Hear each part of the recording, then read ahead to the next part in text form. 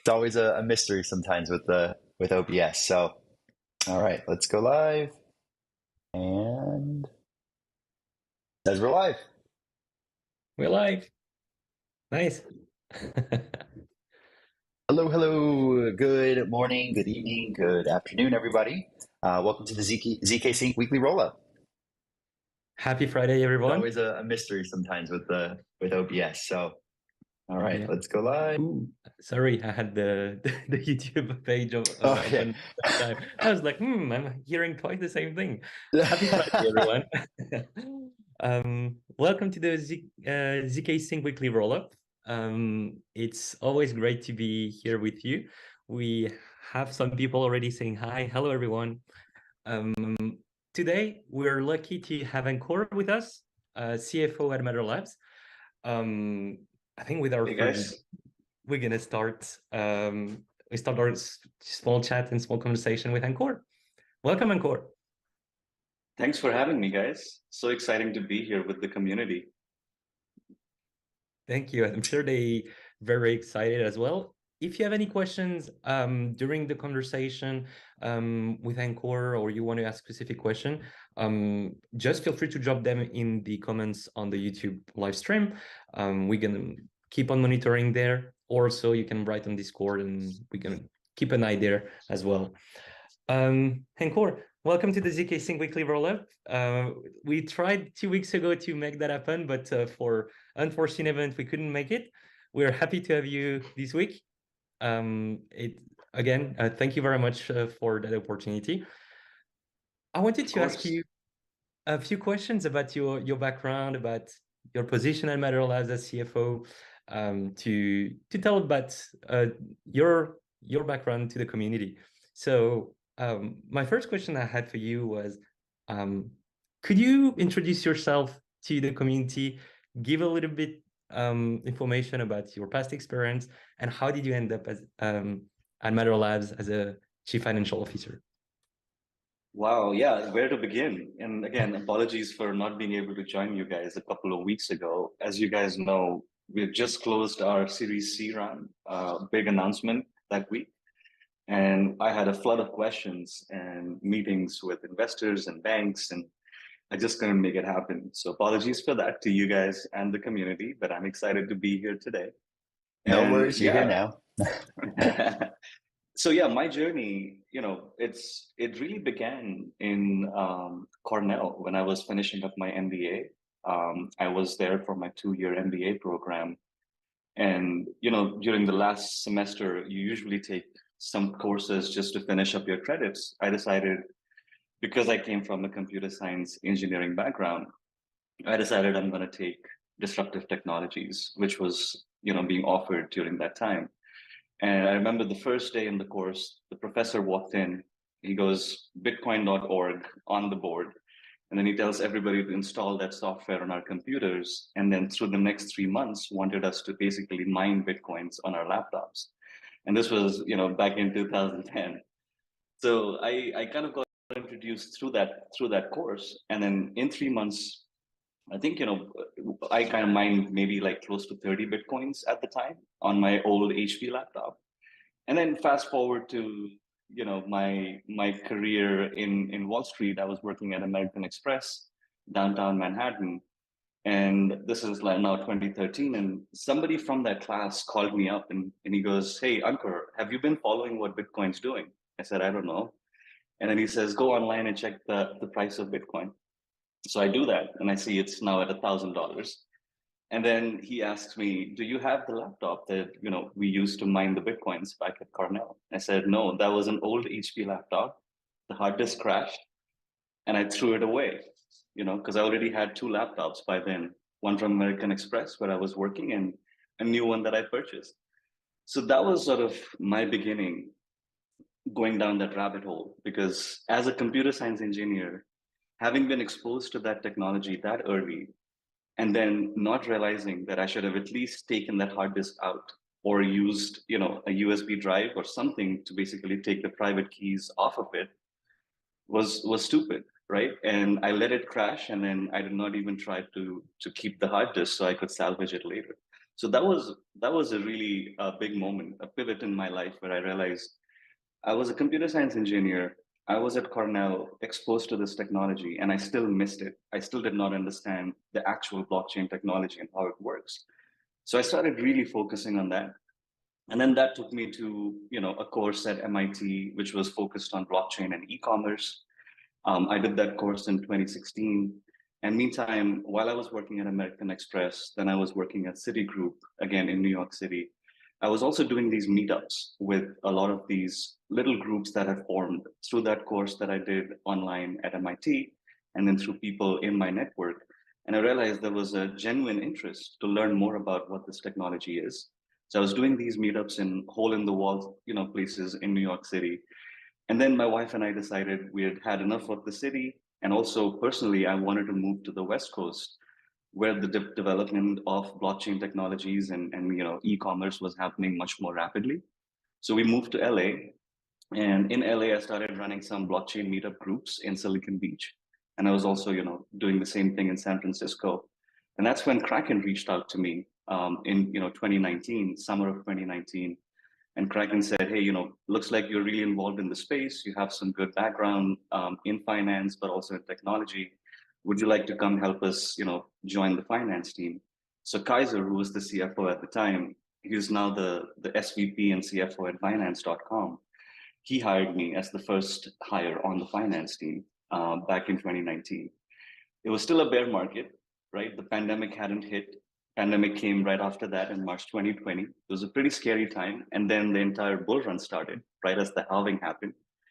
So it's been a crazy journey since then. But Kraken was really my professional entrance into the industry as the head of finance, FP&A, strategic finance, and then we hired people obviously to help me out. And then we had a head of strategic finance, and we were really working together well. But I realized at an exchange, you're really not sort of close to the actual projects that are, building on top of the blockchain, which was the reason I got into it in the first place. So earlier this year, I started thinking about what's next. I was talking to a few different companies. There was a Bitcoin mining company called CoinCloud.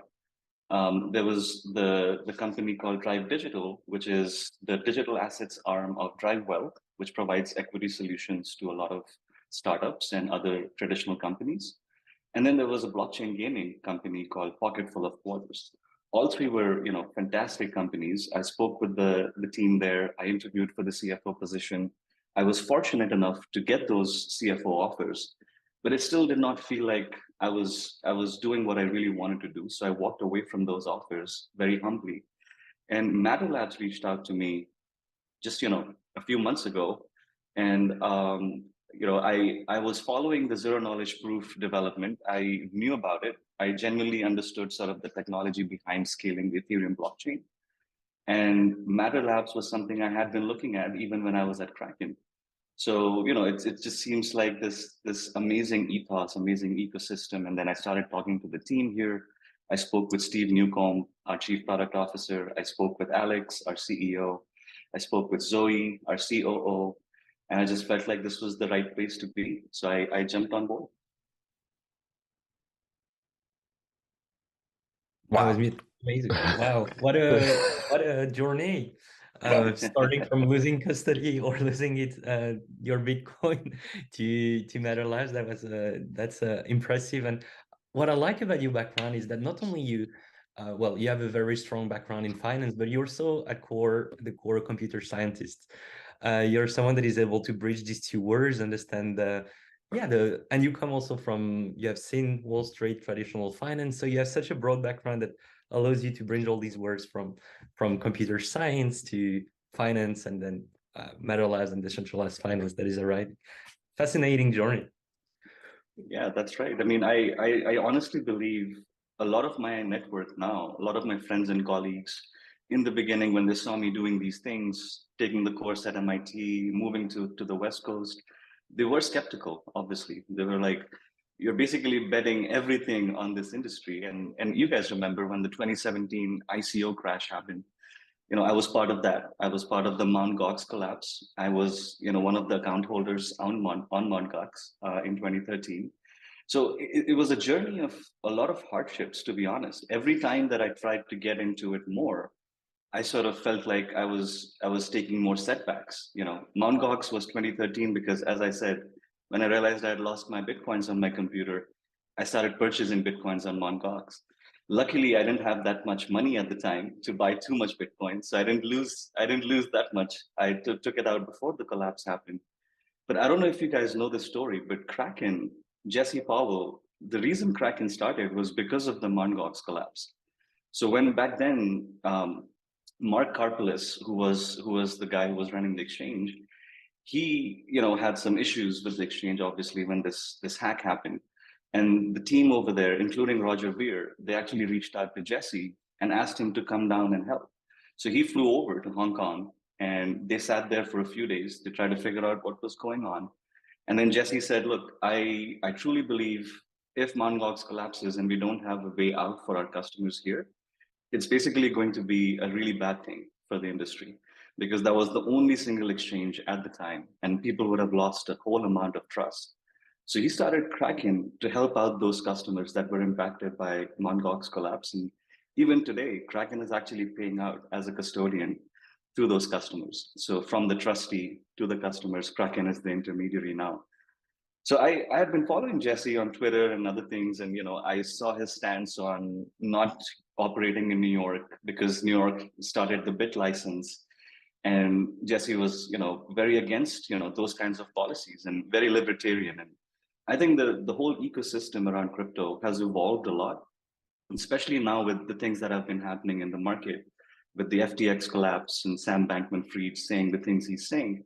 We should not forget how we started, right? I mean, there's a whole lot of precedence in the aspect of building for the world, for the masses. That is the ethos that we have in the crypto community.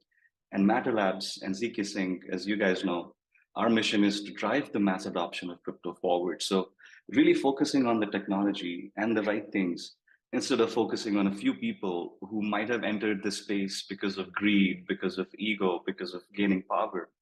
We should just feel like, we are the people who are going to drive this industry forward, not some of these bad actors who can come and go, and that has always happened, right?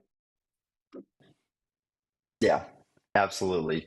I your story is so interesting because, like, as I was saying, like you were in like the trenches with everybody, like starting out, and like you've made this journey and to getting from seeing like the Wall Street to crypto. I'm very interested to, especially to talk about what's happened the last few months. Like, where do you personally see crypto and traditional finance going in the future? Does one take over the other? Do they work like hand in hand together? What do you kind of see from your perspective and your experience, the direction that everything's Yeah, heading? that's a very, very good question. I mean, when you think about the way things have evolved, right? When Bitcoin started, there was a white paper, right? And Satoshi Nakamoto was an online anonymous person or a group of people. We still don't know. But when you think about at the core of everything, it's the technology that was driving the interest, right? I mean, it isn't the case that cryptography and cypherpunks weren't there before Bitcoin. That there's been a whole slew of people who were always there in the industry. I think what really took the world by storm was the fact that people started realizing, for the first time ever, you have something that can actually disrupt traditional financial services, right? And my interest was driven through that experience when I was at American Express and then at Citigroup and then in LA at MUFG Union Bank. MUFG Union Bank, by the way, is part of the Mitsubishi Group, which is the largest bank in Japan.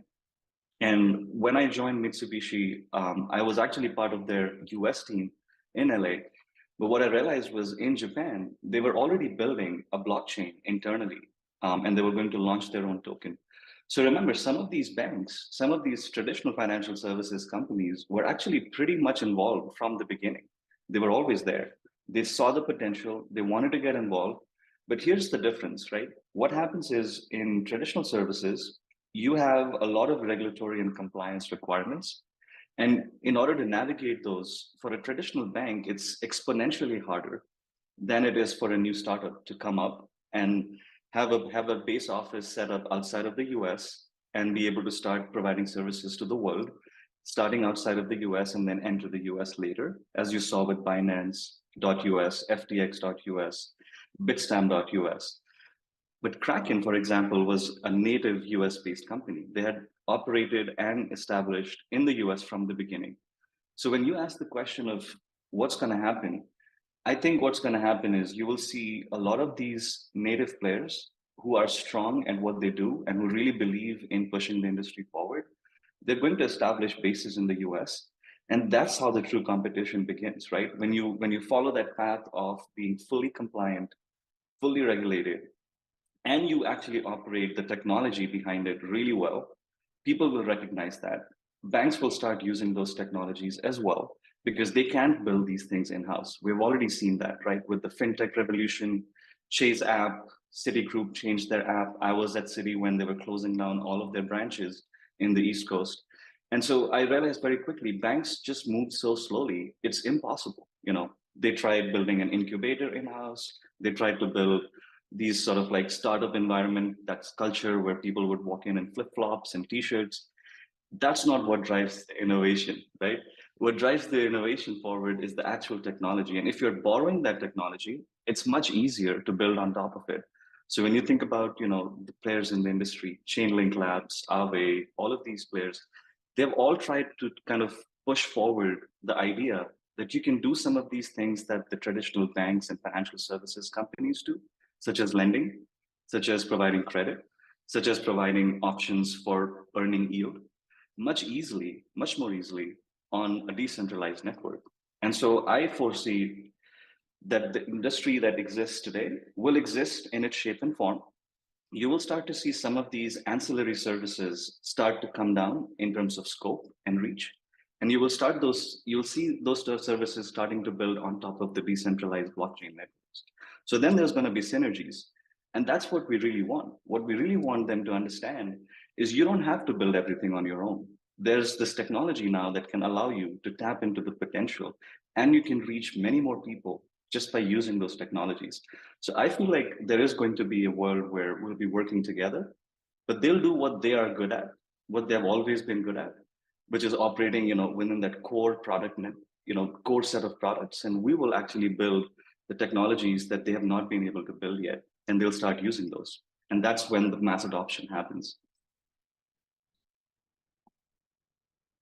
It's kind of like building up like this idea of FOMO for the banks, like all the innovation, all the cool things are happening in crypto, and it's like, oh, like, I really want to be a part of that. Like I should be there. So I think you're right. Like the technology drives that, and like the innovation just attracts people. It's just how fast they can really move. They're just like Yeah. held down I mean, by the weight. other the other aspect is, when you think about like public versus private companies, I actually started my career as a software engineer at Fidelity Investments. You guys know now, Fidelity is much more advanced and far ahead in terms of adoption. They already built their institutional, platform. They're already offering their services to their retail clients now. To the effect that the US government is putting pressure on them and saying, look, you guys should think about this again. But how did Fidelity get there? Because Fidelity isn't listed on any exchange. It's not a public company. It's actually a privately run, family-owned business. Ned Johnson, who was the CEO and the founder, when he died, his daughter took over, Abby Johnson, and they've run that whole business. They're the biggest mutual funds company in the world. They have trillions of dollars in assets. Why would they get involved so early? And remember, when they actually announced, they had already been building those services for years. So Fidelity being that far ahead of their own competition on Wall Street, Mhm. that's a sign. That just means that companies who are private, who don't have to answer to their shareholders, they're actually farther ahead in terms of innovating. And I think that's what you will try to, you'll tend to see a lot of these companies that are building today become the leaders in the future. Not saying that Fidelity is going to be one of them, but the fact that they are so deeply involved and they're being looked at from the regulators and the government now in terms of what are you doing and what are you offering to your customers, it just Mhm. shows that Fidelity was in it from the beginning. They have been there. So I'm proud of the fact that that's where my career started. And it's kind of like coming a full circle where you can see that's the company that's being the most innovative. in traditional financial services. So there's no reason to doubt that, crypto is here to stay. All of these events in the past few months or the past 1 year, this has all happened in different shapes and forms before, right? 2017, 2014, with the Mt. Gox collapse. This stuff is all driven by basic human emotions, right? Power, greed, ego. When that comes to be the driving force, which, as you guys must have seen in the Deal Book Summit, when Sam Bankman-Fried was asked the question by Andrew Ross Sorkin, and he goes, "Yeah, like I didn't know, I didn't do my job."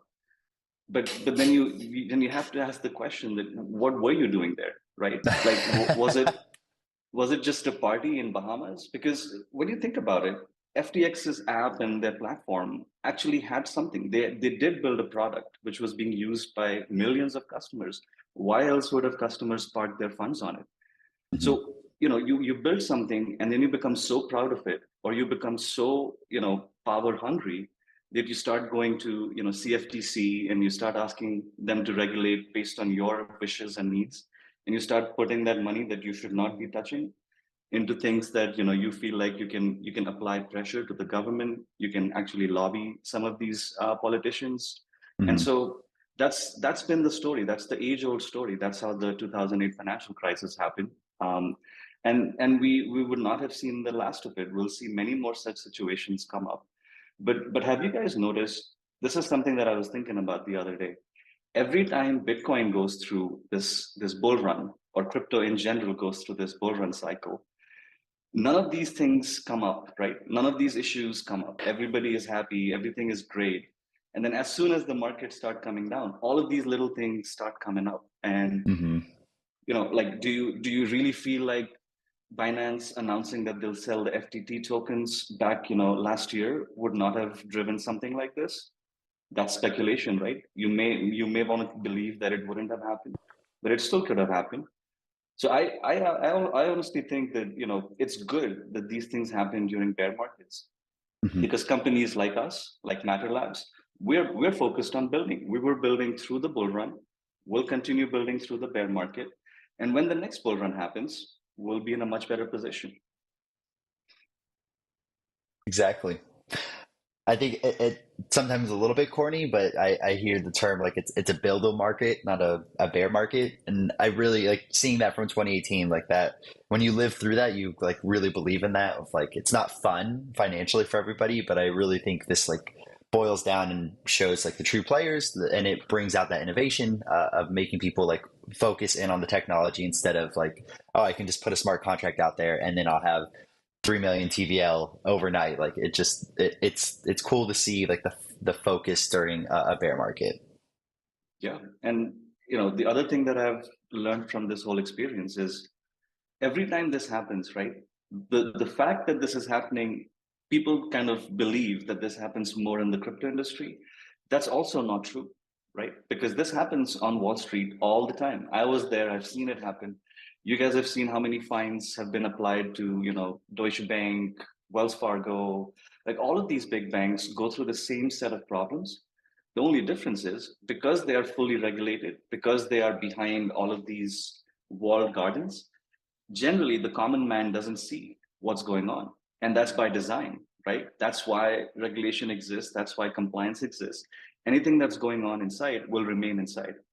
And so the difference here is because we are a self-regulated industry today, more or less, you will see exactly what's going on. It's all there. It's like hanging out your dirty laundry to dry for everybody to see. And that's what happens in crypto. And unfortunately, people see what's happening and they believe that this is more prevalent in this industry when it's totally not the case. There was I think it was a meme or a quote on Twitter about that situation. I felt it was I think they were saying that if entities, exchanges, or institutions fail to adopt appropriate risk management strategies, the market will take care for them of that. And I think this summarized very well what you said. Like, these have happened in the classical institutions. Sometimes there was regulation, compliance to protect the consumers.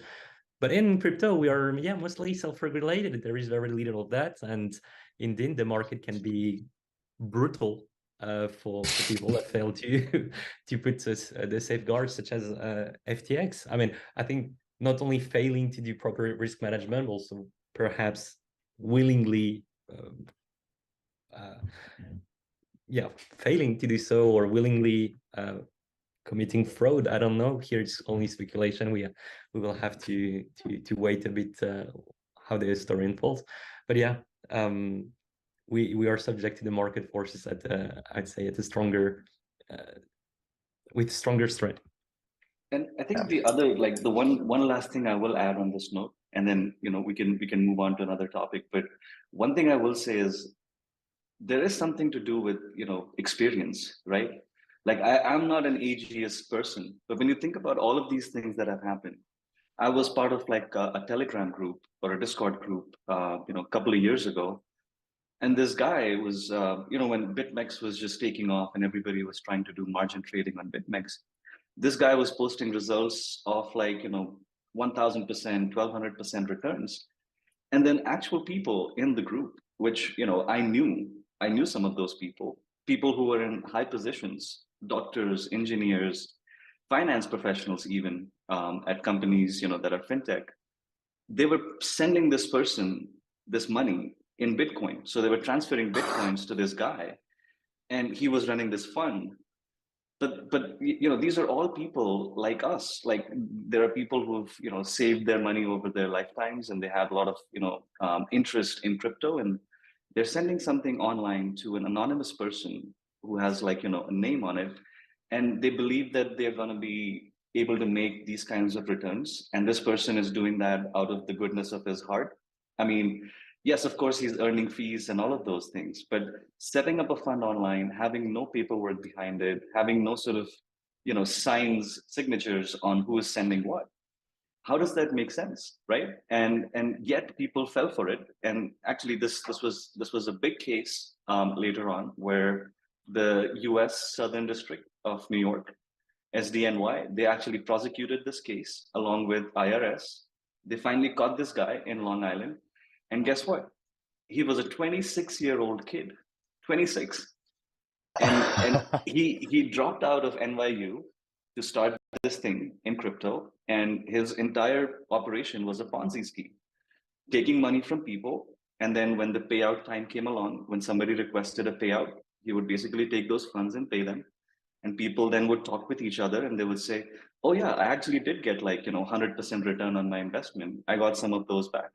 So then more people would come in, more people would take out, and then finally the music stopped, and that's when people realized what was going on. So I also feel like there is, I mean, Sam Bankman-Fried, Caroline Ellison, like all of these people running Alameda and FTX, how are these people, or like all under 30 folks, and running such big operations with basically zero experience, just being able to say they worked on Wall Street for a couple of years?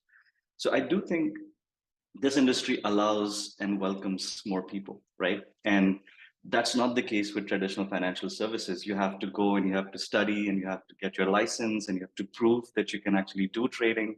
That's why you have to get the license.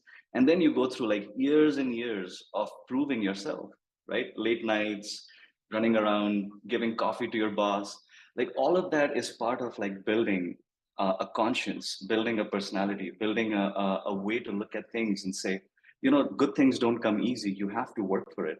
So I do feel like that argument about young people getting involved in this space without actually having the experience or knowledge, and then getting involved with the reason of getting rich quick, is the reason behind some of these things happening. But we have many more people who have actually been in the industry, they have gained that experience, and many more people who are coming into the industry with the traditional experience. And I think that's where the maturity will come. I think the industry is going to mature overall. Yeah, couldn't have said it better.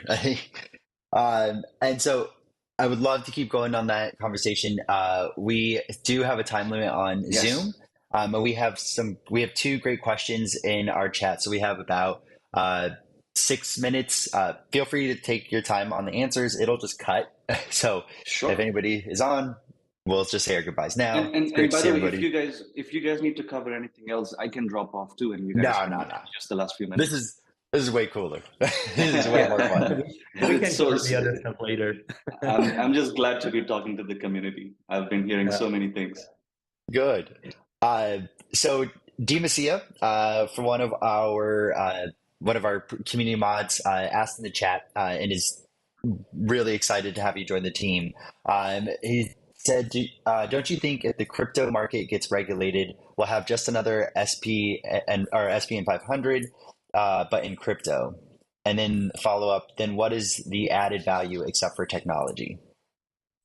Yeah, so that's the question we have to ask ourselves, right? Do we want to be regulated? Because if we are regulated, at least to a certain extent, then we become legitimate. Then people don't look at us and say, oh, what are you guys doing? Like, are you guys going to be, doing the same things that happened with Mt. Gox and FTX? So some amount of regulation is good. Over regulation is bad, right? I mean, in 2008, when the banks collapsed, there was more regulation that came in, right? That was the genesis of the Dodd-Frank Act, and they applied a lot of more strict measures on the banks. Did that actually stop banks from, not committing fraud, but fraud happening on their platforms, or people sending money to countries where they shouldn't be sending it to, or sponsoring, violence and arms and buying, those things? It doesn't, right? So overregulation is only going to drive people to find ways to get around it.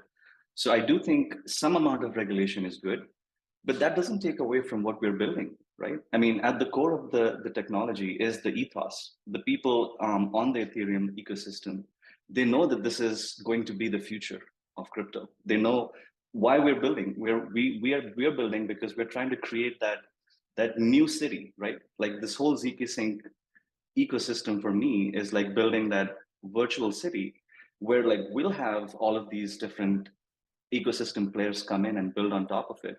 So then we kind of have like this separate worldview of things and how we operate. But the real world, the way things are working in the traditional financial services, that's not going away. Nor should the goal be to get them out of business, to get them to disappear. I think the goal should be to show them that the city that we're building, using zkSync as an example. I was actually talking to the CEO of Liquify yesterday. Liquify is building the Carta of tokens, right?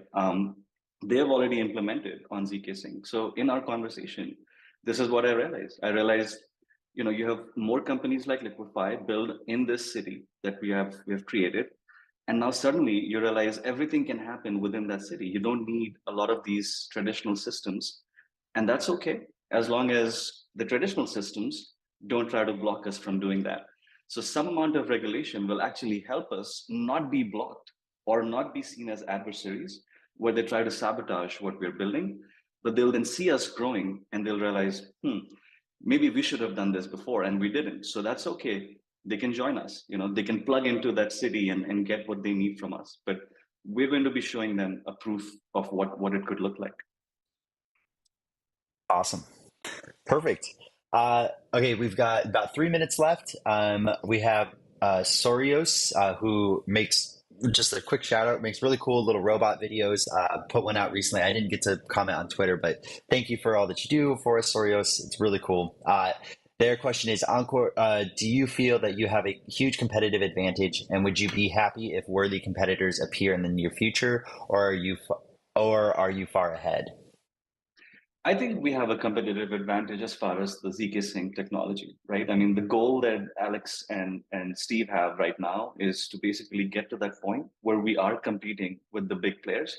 But from a technology perspective, we are way ahead. We're so far ahead of the competition. I don't think, we have that issue of competing. I think we have to focus now on building through the bear market in a way that we're building conservatively, that we don't exhaust all our resources, that we don't go crazy like FTX did, but we also focus on what is fundamentally the most important thing for us, right? I mean, if there is a token launch that is important for us next year, that's what we're going to focus on.